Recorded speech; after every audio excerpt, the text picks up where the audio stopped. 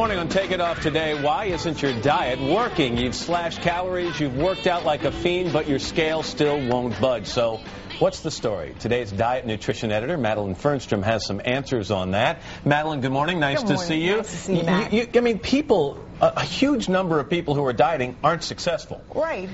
And the reason is there are hidden reasons. There are hidden reasons. People really are trying. When people say, you know, I'm doing my best and things aren't working, there's a lot of reasons that cause this, and you can do something about them. But one of the things is confusion. People hear terms like heart-healthy foods, fat-free foods, low-calorie, all those things, and they don't know the difference and they make mistakes. Right, and these are not interchangeable. When you say heart-healthy, it's good for your heart, but not necessarily for your waistline, because oils, whether they're artery clogging or healthy, like olive oil, still have 120 calories in a tablespoon. So olive oil, as opposed to something else, is good for your heart, but still packs on the calories. Packs on the calories, so use a teaspoon instead of a tablespoon. Even things that we know like avocados, you go very heart healthy, it's a good source of fat. This avocado itself has 300 calories, and when you load that onto a salad, you're packing on many extra calories. So heart healthy, and especially nuts are the same thing. These servings in the front, this is 100 calories. But we look at a dish like that saying, I could polish this off probably in an hour or so. Because it's good for me, it's the good kind of fat. Do you think people should avoid fat-free foods altogether?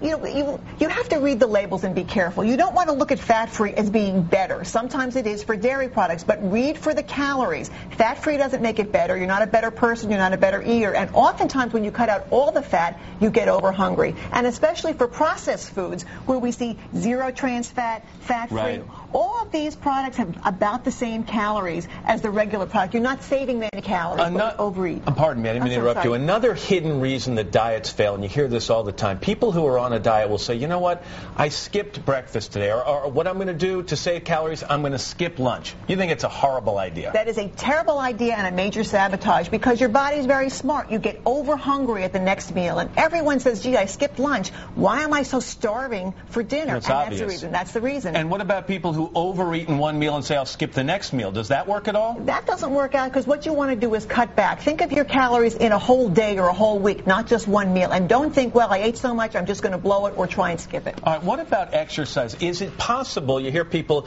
they build up, they exercise more when they're on a diet, and I think you feel that it's possible to do too much exercise. Right. Too much exercise or no exercise, neither are going to be good things. When you have too much exercise, your body stimulates hunger to say, gee, I've got to refuel after this from caveman days. So you really want to moderate. And if you are ravenous when you're done with whatever your workout is, then you have to cut back the intensity or the time. Similarly, if you do no exercise and say, look, I'm going to worry about the food, I don't care about activity, just cutting out that 20-minute walk a day, you'll pack on 10 pounds in a year. So you've really got to moderate and make a good choice. We're going to move over here, and these are representing stress in our lives. Why is stress a hidden reason that diets fail? You know, none of us really manage stress very well, whether it's from lack of sleep that doesn't give us any focus, or just not having good coping skills. You have to be able to do that because we turn to food. Food is soothing temporarily, but you can be a mindless eater if you don't manage your stress very well. Even I'm not a dieter, but I do notice that on days that the stress level is very high, I walk by the candy dish on someone's desk,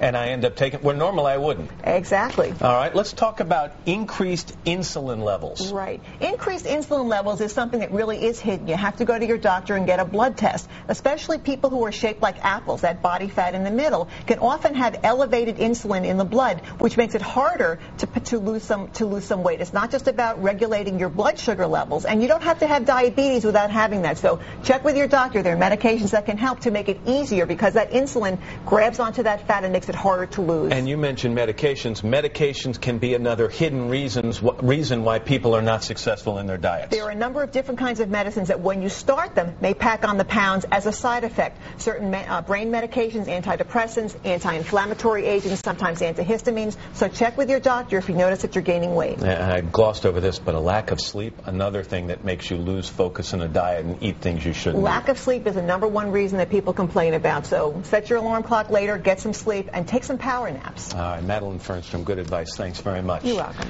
And now